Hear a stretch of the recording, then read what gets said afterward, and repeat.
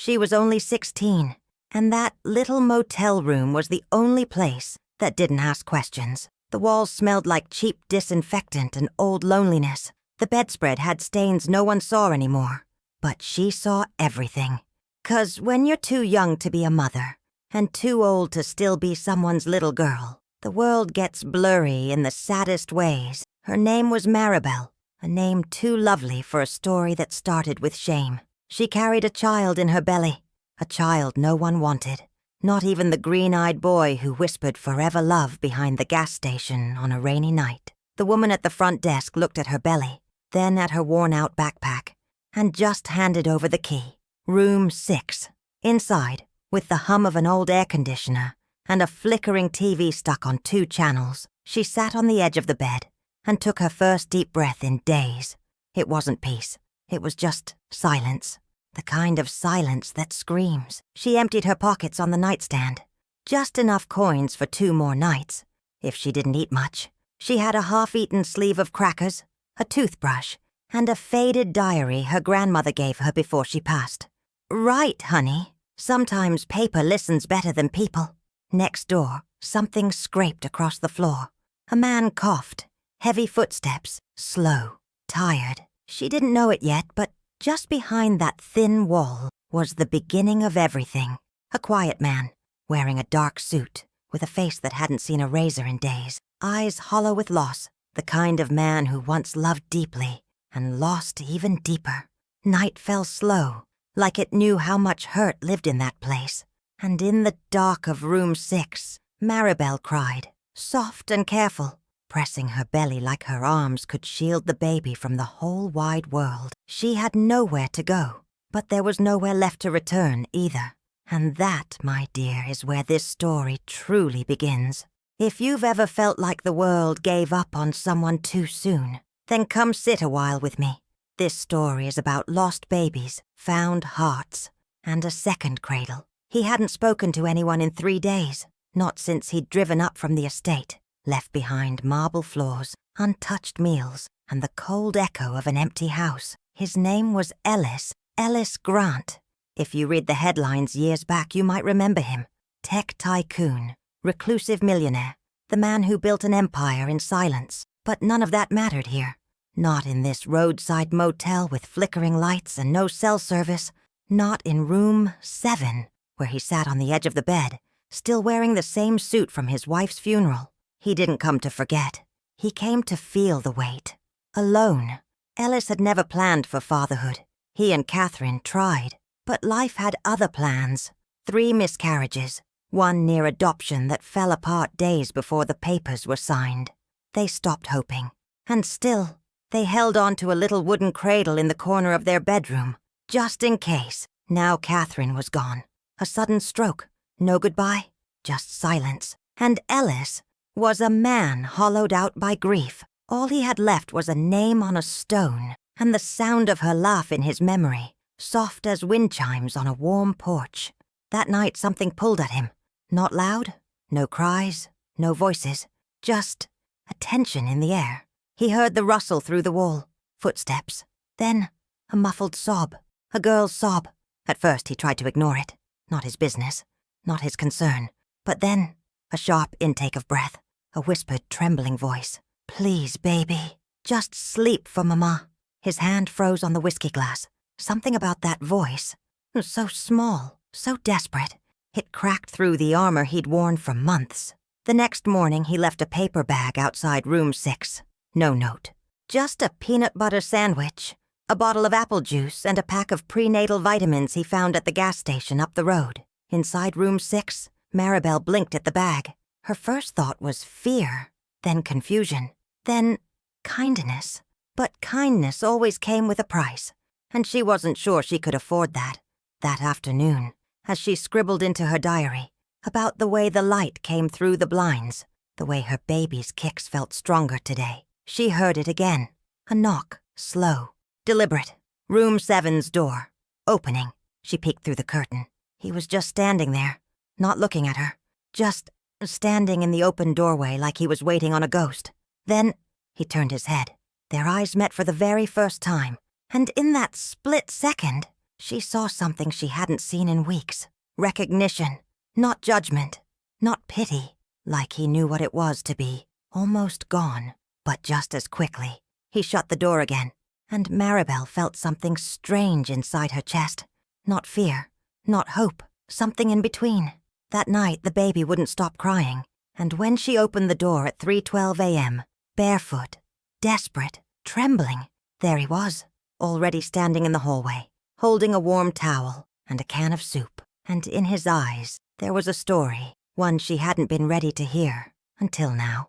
The hallway light buzzed above them, soft and yellow like old honey. Maribel stood barefoot on the cold tile floor, holding her baby, just a bundle of swaddling blankets and feverish whimpers. Her arms were trembling, her lips chapped from worry. She hadn't planned to open the door. She didn't even know why she did. But there he was, Ellis, in one hand, a towel warmed in the motel's coin dryer, in the other, a dented can of soup and an old thermos. He didn't say a word, just held out the towel, careful, like he was offering something sacred. "I can leave it here," he said finally, voice rough like gravel after rain. Maribel looked at the towel, then at her baby, then back at the man. Something in her eyes softened. She took the towel slowly, wrapped the baby tighter and whispered, "Thank you." He nodded once, like it hurt to move more than that, and turned to go. Wait, she surprised even herself. "Do you know how to make soup on a hot plate?" Ellis paused, then just for a second, almost smiled. The motel room smelled like salt and thyme by the time the soup started to simmer. Ellis moved with the careful rhythm of a man who used to cook for someone he loved. 2 mismatched mugs were set out, one for her, one left untouched. Maribel sat on the bed, rocking the baby gently. He'd stopped crying, finally, and his forehead was cooler, still warm, but no longer burning. Ellis didn't ask questions, didn't press her. He just stirred the soup, slowly, like the sound of it might comfort them both. After a while, she spoke. "I don't know what I'm doing," she whispered. He didn't look up. "I was supposed to graduate this year," she said. "Supposed to be in prom photos. Not here. Not like this." Ellis still said nothing, so she went on. "He left when I told him. My mom locked the door. My aunt said I could come stay but changed her mind, so I ended up here. I thought, maybe 2 nights. Then I'd figure it out. But," her voice cracked, "but my baby got sick, and I got scared, and now you're here and I don't know why." That's when he finally looked at her. "Sometimes people leave," he said gently, "and sometimes they're taken. But either way, the silence afterward feels the same." She blinked. "You lost someone." "My wife. I'm sorry." He nodded again. It was the kind of grief that had already taken all its words. The baby stirred, made a soft sound, then drifted back to sleep. "I don't even have a name for him yet," she murmured. "I thought maybe I shouldn't name him, just in case I couldn't. Keep him." And that's when Ella said something that made her chest feel like it might break open. "Name him," he said. "Even if the world forgets him, someone should remember." The room fell into a hush. Not empty, full. Then, a knock. Sharp, urgent. Maribel jumped. Ellis stood. Another knock. Room 6. "Housekeeping," came a voice. But it was 10 at night. That wasn't housekeeping. And when Ellis opened the door, just a crack, he froze, because standing there was a man he remembered from years ago, and in his hand was a photograph of a girl, 16, pregnant, and smiling. The man at the door had the kind of posture that came from chasing things too long. His jacket was wrinkled, boots caked in dried mud, and his face, well, it had the kind of tired that don't wash off with sleep. He didn't introduce himself right away, just held up the photo, like it said more than he ever could. Ellis took it carefully, his eyes narrowing as he studied the edges. It was Maribel, no doubt, smiling in that way girls do when they still believe they're safe. She was standing in front of a swing set, one hand on her belly, the other holding a boy's hand. "Where did you get this?" Ellis asked, voice low. The man finally spoke. "She's my daughter." Ellis blinked, didn't show surprise, just grief. The man looked past him, into the room. "Is she here?" Ellis didn't answer. "She ran away 5 months ago," the man continued. "Told us she was going to stay with her aunt. That was the last time we heard anything. She said her mother locked her out." The man's jaw tightened. She wasn't supposed to tell you that. Ellis stepped into the hallway, pulled the door mostly closed behind him. She has a baby. He's been sick. I know. The man's eyes were glassy now. My grandson. I didn't even know he existed until a week ago. He ran a hand through thinning hair, looked down at the floor like the truth lived there. She sent a letter. No return address. Just said she was sorry. Said she named him Luca. Ellis exhaled, slowly. So she had named him, even when she thought no one would remember. She wrote that she didn't expect forgiveness, the man continued. But if we ever wanted to meet him, we could try. He looked up again. I've been to 8 motels. This is the 9th. Ellis didn't say a word. I just want to see her, the man added. Tell her. We didn't stop loving her. We just didn't know how to show it. Behind the door, Maribel had heard everything. She stood frozen in the dark, baby Luca in her arms, tears running down without permission. Her legs felt like paper, her heart like glass wrapped in cloth. She wanted to run, wanted to believe this was a trick. But the letter, the one she left at that rest stop bathroom, she never thought anyone would read it. She stepped closer to the door, close enough to hear her father's breathing. Then the baby stirred and let out a cry. Ellis turned. The sound cut the air like a church bell. The man's eyes changed. That's him, he whispered. That's my grandson. Inside, Maribel pressed her face into the baby's head, inhaling his smell, her body shaking like the end of a long storm. And then, gently, she reached for the doorknob. But before she could open it, Ellis said something quiet, something only she could truly understand. You don't have to decide tonight, he told her. Not everything broken needs to be fixed all at once. But outside that door, her father had already started crying. Soft, breathless sobs, like the kind a man makes when he finally remembers what love sounds like.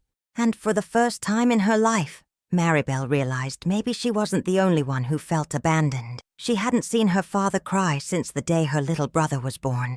Back then, it was joy. This time, it was something heavier. Something cracked open too late. Maribel stood behind the door, her hand on the knob, heart thudding like thunder wrapped in cotton. Luca shifted in her arms, small fingers curling near his cheek, as if he knew that something was changing. Ellis glanced back at her. He didn't rush, didn't push, just gave the smallest nod, like to say, whatever you choose, it's yours to choose. She opened the door, slowly. The light from the hallway spilled across the floor like morning through a half-drawn curtain. And there he was, her father, older than she remembered, shorter somehow. His shoulders curved forward not from age, but from shame. Hi, she said, barely louder than a breath. He looked at her the way some people look at stained glass, with awe and guilt and 100 memories all at once. Hi, baby. That word, baby. She hadn't heard it from him since she was 11. And scraped her knee on the porch step. She hugged Luca tighter. Her father's eyes went straight to the baby. So, Luca, he said, smiling like the name tasted like something soft and sacred. Maribel nodded. I like it. No one said anything for a moment. Then, her father cleared his throat. I didn't know how to handle it, he said. When you told us, your mother, she just froze, and I followed her lead because I didn't know how to choose you without losing her. You didn't have to choose, Maribel said softly. I just needed someone to stay. His face crumpled. I'm so sorry, Maribel. I've been sorry every day. We didn't stop loving you. We didn't know how to hold all of it. And then, she stepped forward. Not all the way, just enough. Luca in her arms like a bridge between what had been broken and what might still be healed.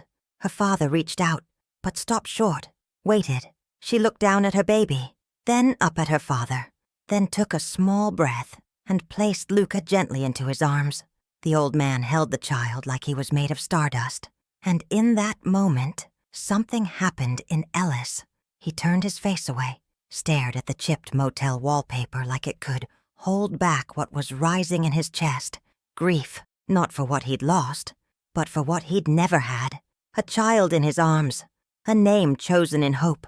A face that looked up at him with trust. He didn't resent them for their reunion. No, but it stirred a hunger he'd buried deep. To be needed, to belong, to mean something again. Maribel noticed the quiet in him, and in a voice like the edge of a lullaby, she asked, "Do you want to hold him too?" Ellis looked up. "Me? Yeah," she said. "You were the first one who showed up when I was too scared to ask." Her father carefully passed Luca over, like handing off a candle that had just been lit. And when Ellis took him, his whole body softened. Luca blinked at him, just for a second, and then he smiled, the kind of smile that breaks men and remakes them. But before Ellis could say a word, Luca's tiny hand caught on the chain around his neck, pulled gently, and a locket slipped out from under his collar. A locket Maribel hadn't seen before, still closed, still heavy. She tilted her head. "What's that?" Ellis stared at it for a long time. "My wife's," he said. And then he opened it. Inside wasn't a photo of his wife. It was a picture of a baby. Tiny. Newborn. A baby Maribel didn't recognize. Ellis's voice cracked. She never told anyone, but there was one. Long ago. Maribel stared. Her father stared. And Luca just kept holding on to the chain. And that's when Ellis whispered, like he was confessing to the night itself. "I lost a child before I even got to be a father." The motel room was still. Not silent. No, still. Like the air had paused to listen. Ellis held Luca gently, the tiny hand still curled around the silver locket on his chest. Inside, that old photograph seemed to glow, though the room was dim. A baby, unsmiling, swaddled in hospital white. A life that came and went before it ever got a name spoken aloud.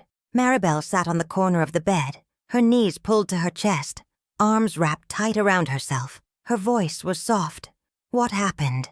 Ellis didn't look up. "We were in our 20s. Catherine and I. We were married just 6 months. The pregnancy was a surprise, but we wanted that baby so much." He paused, breathed slow. "But he came early. So early. And the doctors said it was a matter of hours. We held him, watched the monitors, until they stopped." He traced a finger along the locket's edge. "We never told anyone. Didn't have the strength to explain a child we never got to bring home." Maribel's throat tightened. "I didn't know," she whispered. "You weren't supposed to," he said. "I built companies, flew on jets, threw money at foundations, but I never rebuilt the part of me that broke that day." He looked at Luca, whose tiny chest rose and fell with gentle rhythm. "And then I heard a baby cry through the wall, and something in me woke up." Maribel wiped a tear with the sleeve of her sweatshirt. "Sometimes I think the baby saved me, not the other way round." Her father, still standing in the doorway, nodded slowly. "I think maybe we're all just trying to find someone to save us a little." There was a quiet, heavy but kind, like a blanket laid across old wounds. Ellis looked at Maribel. "There's a place I haven't visited in months. Catherine's grave. I keep thinking about going. About bringing this one with me." He smiled down at Luca, introducing her to someone who made me believe again. Maribel tilted her head. "You want to take the baby to see her?" "If you'd let me." She hesitated. It wasn't that she didn't trust him. Not anymore. It was that trust still ached when it stretched too far, too fast. But then she looked at Ellis, at the softness in his hands, at the way he held her child, like something sacred, not fragile. "I think she'd like that," she said. 2 days later, they stood beneath a gray sky. The cemetery was quiet, blanketed in the kind of silence only stone can hold. Ellis walked ahead, holding Luca, a small knitted hat covering his little head. Maribel followed with slow steps. She didn't want to intrude, but something inside told her maybe she belonged here too. The grave was simple. Catherine Grant, beloved wife, forever kind. Ellis knelt down slowly. Luca gurgled, reaching a hand toward the wind. "This is him." Ellis whispered, "This is the child I never thought I'd hold. He's not mine, Catherine, but he's part of what's healing me." Behind him, Maribel's hand went instinctively to her chest. Not fear, not grief, just something soft and new. But just as Ellis laid a small wildflower on the headstone, Maribel noticed something. A small worn teddy bear placed at the base of the grave, old, faded, and tucked into its ribbon. A folded note. She knelt beside it, fingers trembling as she opened the paper. Inside, in tiny, careful handwriting, "For the child we never met, from the boy you once saved." Her eyes widened, because at the bottom of the note was a name she hadn't heard in years. A name from her own past. A name she never told anyone. Not even Ellis. She turned toward him, pale. "Ellis," she whispered. "This note. It's signed by someone I knew before I ever came here." He looked at her, confused, concerned. "Who?" She swallowed hard. "Daniel. My first foster brother. He disappeared when I was 10. She looked back at the grave. The wind picked up just slightly, like it was listening too. Maribel stood frozen beside the grave, the note still open in her hand. Her eyes locked on the little figure watching from the edge of the trees. He didn't move, didn't wave, just stood there, part shadow, part memory. The bracelet on his wrist caught the light, blue thread, a single white bead in the center. She'd made it the night he left without goodbye, left in the middle of a thunderstorm. She'd been 10. He was 12. They were each other's only softness in a house that bruised with silence. "Daniel?" she called out, barely believing the sound of his name in her mouth again. The figure stepped forward, slowly, cautiously, like someone used to being chased, not welcomed. Ellis turned, instinctively stepping in front of Maribel and Luca, but she placed a hand on his arm. "It's okay," she whispered. "I know him."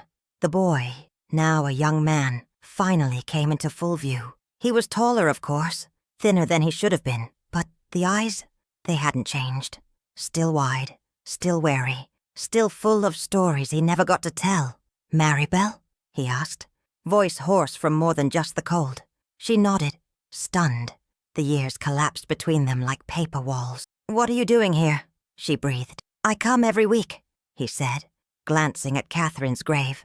"I didn't know it was hers until the groundskeeper told me. He said her husband visits sometimes, alone, leaves flowers but never speaks." He looked at Ellis, then down at Luca. "I saw you today. I thought maybe I shouldn't stay. But then I saw the bracelet." He lifted his wrist. "You kept it?" she asked, tears welling. "I never took it off," he replied. "Not once." Ellis stepped back slightly, giving them space, but he stayed close enough, like a steady tree in a storm they didn't know they were walking into. "I thought you were gone," she said. "I was." Daniel looked down. "After that night, when they took me away, I bounced around. 5 homes in 3 years. Then the streets. Got picked up for stealing food at 15. A woman named Catherine Grant paid my bail." Maribel's breath caught. "She told me," Daniel continued, "that I didn't owe her anything. That sometimes a warm bed and a gentle voice are enough to start again." He looked back at the grave. "She taught me how to breathe again." Maribel felt her knees give a little. She sat in the grass beside the headstone. "You knew her?" He nodded. "She gave me a job at her bookstore. Taught me how to balance a register. Gave me tea when I had nightmares. I never told her about you, but I think somehow she knew. She always said, 'Some wounds run in pairs.'" Ellis's eyes filled with quiet thunder. He crouched beside them. "You were the boy," he said.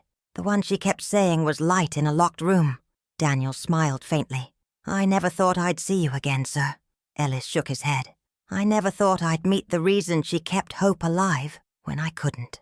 Luca stirred in Maribel's arms, tiny fingers grasping at nothing. She rocked him gently, the weight of 3 lives converging around her. "You saved me once," she said to Daniel. "I didn't do much. You stayed," she said. "That was everything." Daniel looked at her, eyes glistening. "Can I?" he asked softly, reaching a hand toward Luca, but pausing halfway. She nodded. Daniel touched the baby's hand. Just for a moment. Luca didn't flinch. He curled his fingers around Daniel's pinky and held on. And that's when Daniel whispered something none of them expected. "I have something to tell you both. Something about Catherine. Something she wrote the day before she died." Ellis straightened. "What do you mean?" Daniel reached into his coat, pulled out a folded envelope, a little worn at the edges, stamped with one name. "To the child we couldn't keep, and the ones still searching." Inside was a will, but not a legal one. A letter, a choice, and a name neither Ella nor Maribel had ever heard before. Daniel unfolded the letter with careful hands, like it was something alive, like it could still breathe if he held it gently enough. Ellis's fingers were already trembling, not from age, but from that kind of fear that only comes when you love someone too much to lose them twice. Maribel leaned in. Luca pressed against her chest. The air smelled like wet grass and lavender. The way cemeteries do when the sky can't decide if it wants to cry or rest. Daniel cleared his throat and began to read. To the child we couldn't keep, and the one still searching. If you're holding this, then you found each other.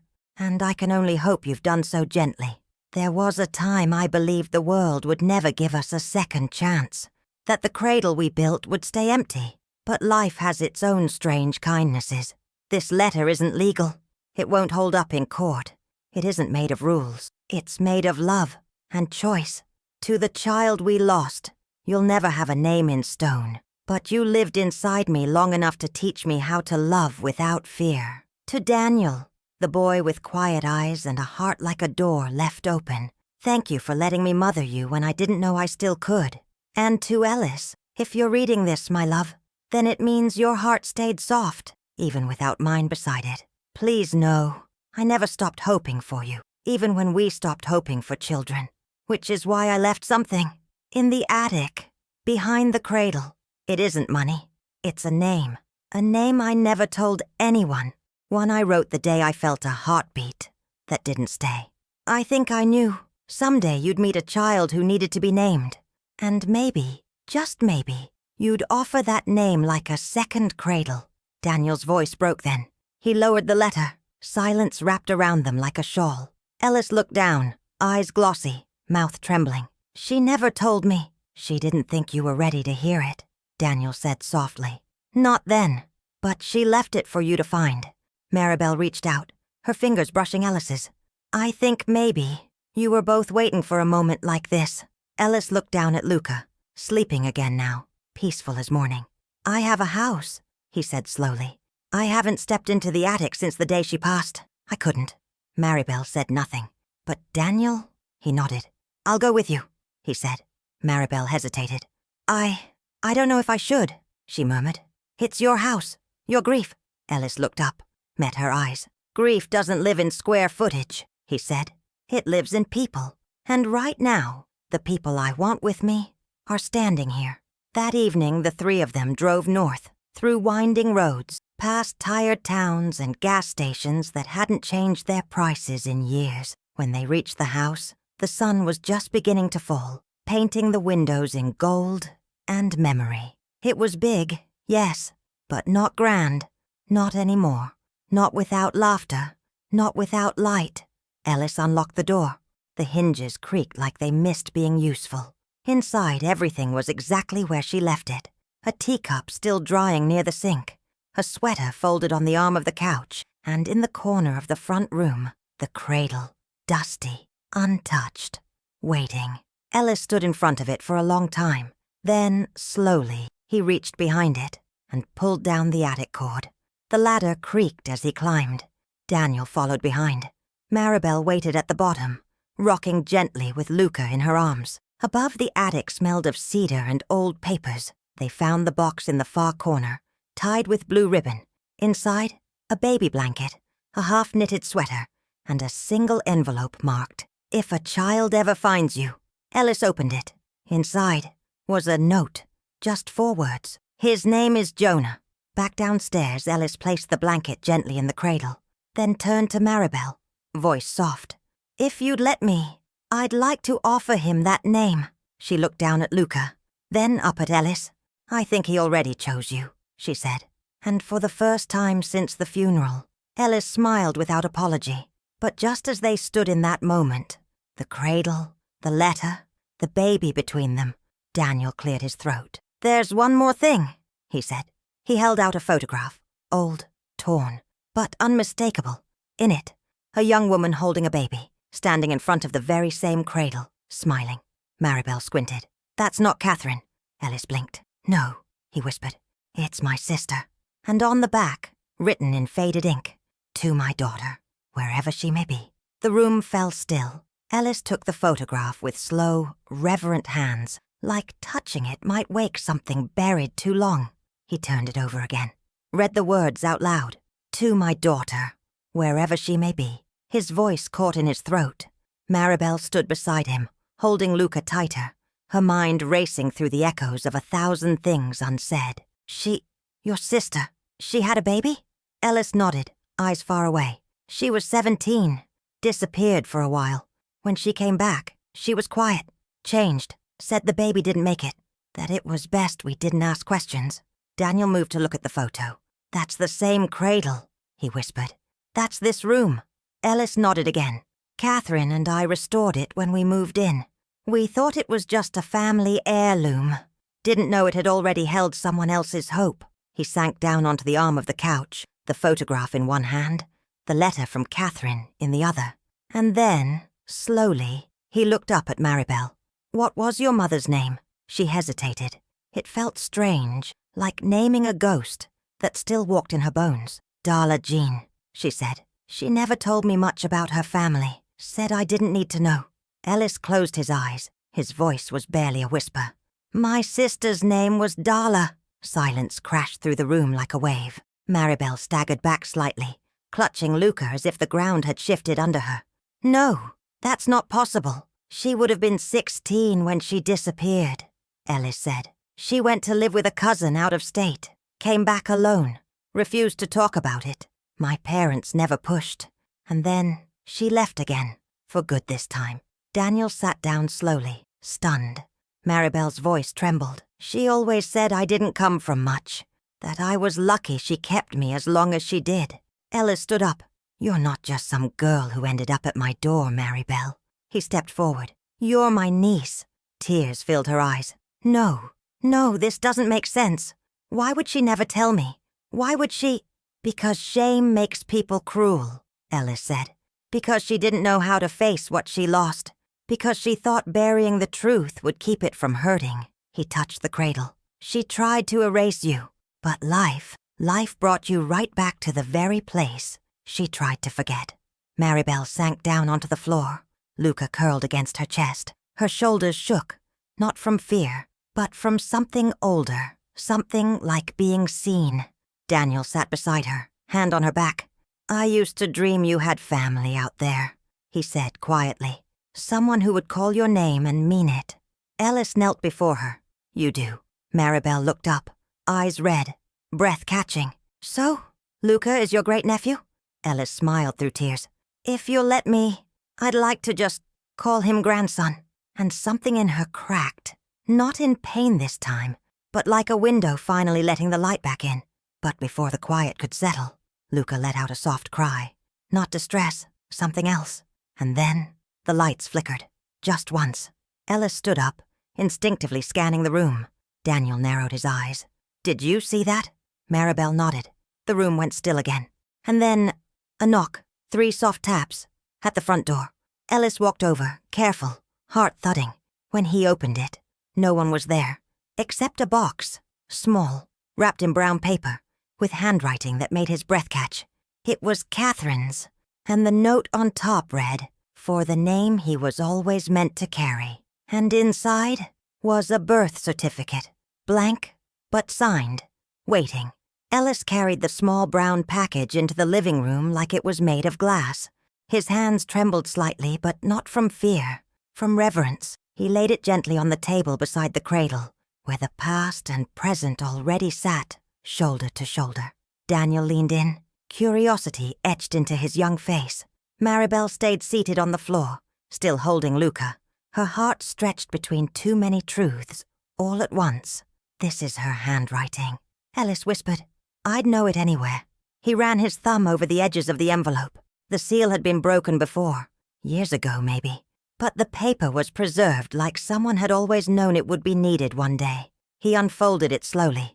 Inside, a birth certificate form, unsigned, unstamped, but written at the top, in ink that had faded a little with time, was a name, Jonah Ellis Grant. Maribel's breath caught. Daniel sat straighter. Ellis blinked. She filled it out, but never filed it. She wanted you to have a child, Maribel whispered. He nodded slowly. But she knew it wasn't just about blood. He handed the certificate to Maribel. There's a space here, he said softly. For mother's name, for father's. It's blank on purpose. Maribel stared down at it. Her hand rested on Luca's back.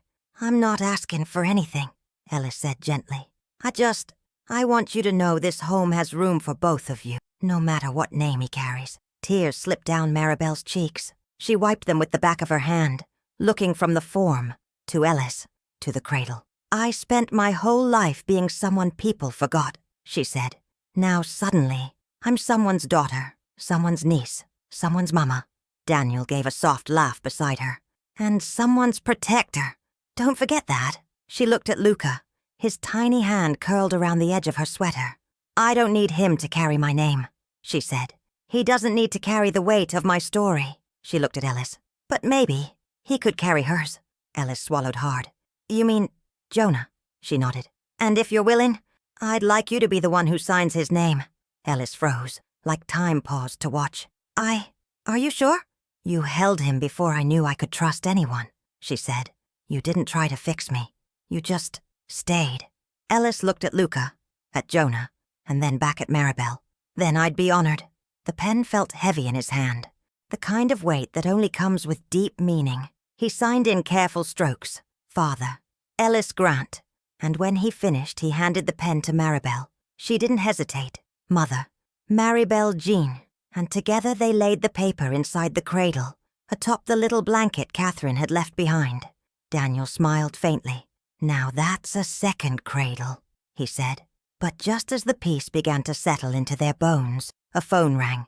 Not Ellis's, not Daniel's. It was Maribel's, the burner phone she'd bought weeks ago. She frowned, confused. No one had this number. She picked it up. "Hello?" A silence. Then a voice, young, nervous, male. "Maribel." Her blood ran cold. She hadn't heard that voice since the day she told him she was pregnant. "Trevor?" she whispered. Ellis and Daniel both looked up. "I know I don't deserve this call," the voice said. "But I think I just found out something that changes everything." A pause. "I think I was adopted too. And I think you might be the only person who can help me find the truth." Maribel's hand shook, because suddenly, the boy who left her behind was now the one asking to be found. Maribel gripped the phone tighter, like it might slip right through her fingers if she let it feel too real. On the other end, Trevor's voice was thin. Not quite the boy who left, but not yet a man either. "Are you still there?" he asked, his voice barely a whisper. She closed her eyes, took a breath. "I'm here." Ellis stood silently across the room, holding Jonah close to his chest. Daniel sat beside her, steady, silent, a quiet reminder that she wasn't alone anymore. Trevor exhaled. "Look, I know I was a coward. I know what I did, or didn't do. You told me you were pregnant and I disappeared. And there's no excuse that'll make that okay." Maribel's voice was calm, but clear. "No, there's not." He didn't argue. "But something happened last week," he said. "My mom got sick. She started talking about things that didn't make sense, about how I wasn't really hers, about how I had a sister once. A baby girl she said she couldn't keep." Maribel's stomach turned. Trevor went on. "I thought it was the medication. I tried to ignore it. But then I found a box, old papers, photos. One of them, it looked like you." Her heart stopped. "She had a note with it," Trevor continued, "written in handwriting I didn't recognize. It said, 'Tell her I'm sorry. Tell her I couldn't choose.'" Maribel's mouth went dry. "She used those words," she whispered. "Exactly those words." Trevor's voice cracked. "I think we have the same mother." The room went still. Ellis sat down slowly. Daniel stared at the floor. "I don't know what this means," Trevor said. "I don't know why we were separated or how she kept it all buried, but I can't shake the feeling that maybe this mess is bigger than us." Maribel swallowed hard. "You're saying you think we're siblings? I don't know what we are," he whispered, "but I want to find out." After she hung up, the silence was thick as fog. Maribel sat for a long time staring at the baby sleeping in Ellis's arms. The name Jonah, already soft on her lips. The name of a child lost, and now found again in a second life. Daniel was the first to speak. "I remember Trevor," he said, "from the group home. He was there a few weeks, quiet, always looking over his shoulder." Maribel looked up. "I thought I loved him." Daniel didn't smile, didn't tease. "I think you did." Ellis stood and crossed to her, gently placing Jonah in her arms again. "Sometimes we love people who don't know how to be loved yet," he said softly. "That doesn't make us foolish. It makes us whole." She looked down at Jonah, his tiny chest rising and falling in a perfect rhythm of trust. "He wants to meet me," she said. "To talk. Said he's in the next county over." Ellis gave a single nod. Then we go. We? She asked, startled. He smiled. You're not going back alone anymore. The next morning they drove. The sky was pale blue, the kind that looks like it could rain or shine depending on how the wind feels. They met at a small park off a quiet road. Trevor was already there, sitting on a bench, twisting a ball cap in his hands. When he saw her, he stood, and for a second, he looked just like the boy she remembered. Green eyes, nervous hands, that lost look that used to make her ache. But she didn't ache now. She just saw him. He stepped forward slowly. Maribel? She nodded. Trevor? He looked down at the bundle in her arms. That's him? She held Jonah a little closer. This is Jonah. Trevor blinked, emotion rising quick. Can I? She shook her head gently. Not yet. He nodded. Fair. They sat down together. The conversation was halting at first, cautious. But then stories came, childhood memories that didn't line up, until they did. We were both with her, Trevor said finally. At different times. You got her when she still believed she could do it. I got her after she stopped trying. He pulled a photo from his jacket. The same woman, same eyes, different seasons. I think she loved us, he said. But I also think she didn't know how. Maribel looked at him, this boy who had once abandoned her, and now sat beside her, broken open. You didn't know how either, she said. He looked away, ashamed. But maybe now you do. He turned back slowly, and in her arms Jonah stirred, reached one tiny hand toward Trevor's knee.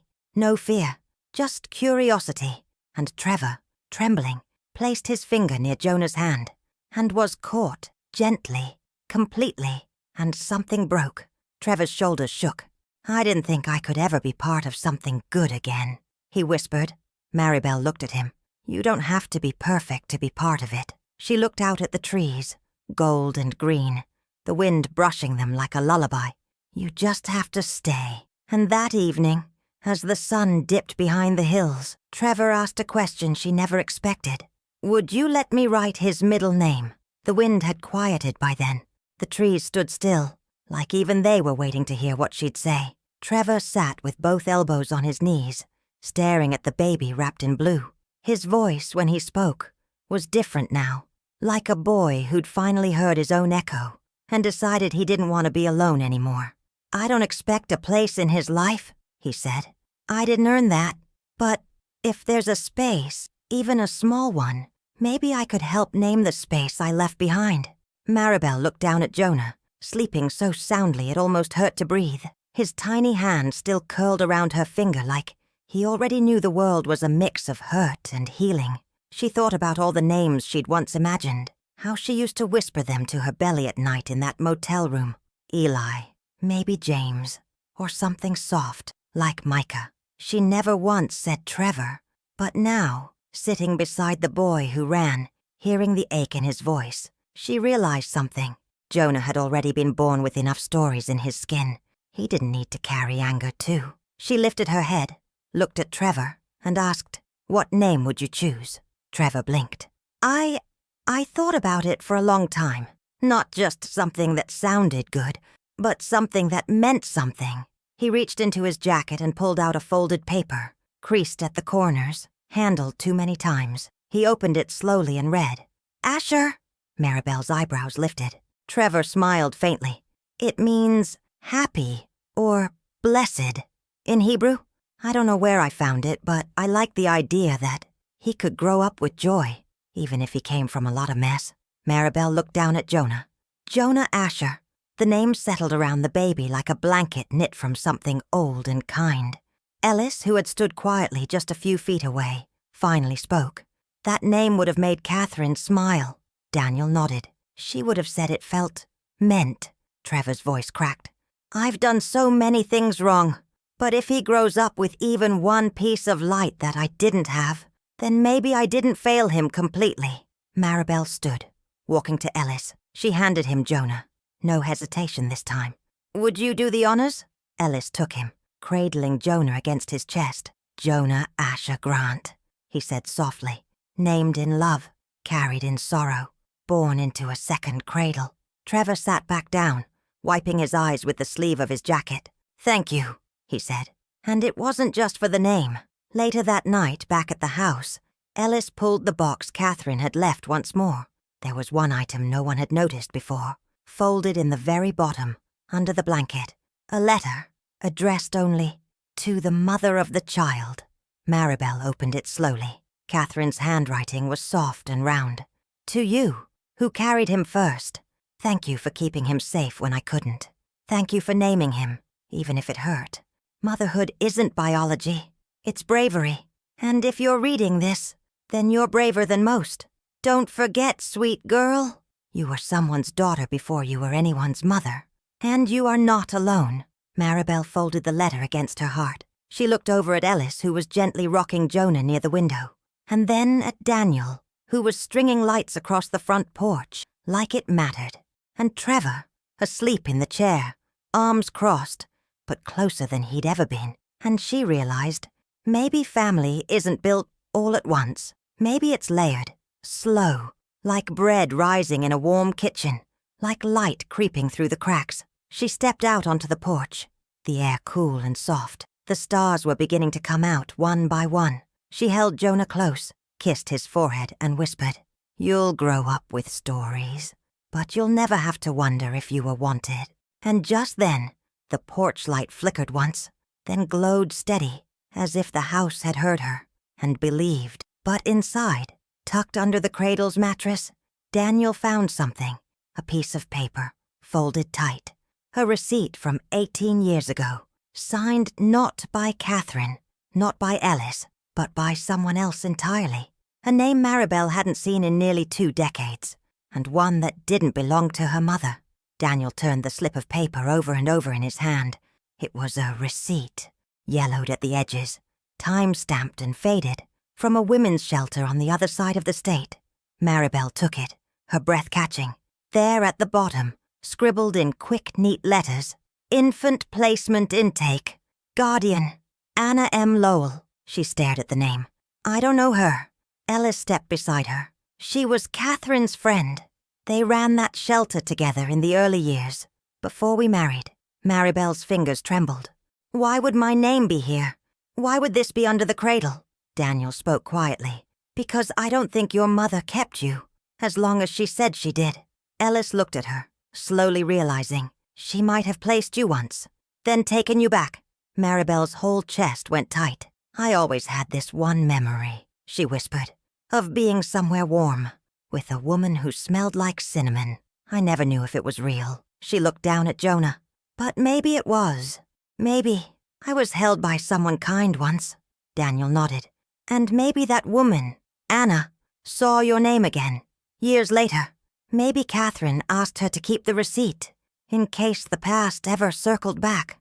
Ellis gently touched the edge of the paper. Or maybe she was the first cradle. The house was quiet now. The porch lights glowed warm. Dinner dishes were drying in the rack. Jonah was asleep in the cradle, the little one that had waited so long to be filled. Maribel stood in the doorway of what used to be a guest room. Now it held a rocking chair, a quilt, a mobile that Ellis found in a forgotten drawer. Daniel sat cross-legged on the floor, writing in his journal. Trevor had gone out to get groceries. Nothing fancy, just milk and bread and baby wipes. It felt like a home, not the kind built with blueprints, but the kind built with people who stayed. Ellis brought her a mug of tea, set it gently in her hands. "I don't know what we are," she said softly. "Family, foundlings, accidents that turned into grace?" He smiled. "We're a second chance. That's enough." She looked at the cradle, Jonah's breath rising and falling like tides. "I used to think I ruined my life the night I found out I was pregnant." She looked at Ellis. "But maybe that was the night I began to save it. It wasn't a wedding. It wasn't a parade. It was just a Sunday afternoon. Jonah gurgling on a blanket in the yard.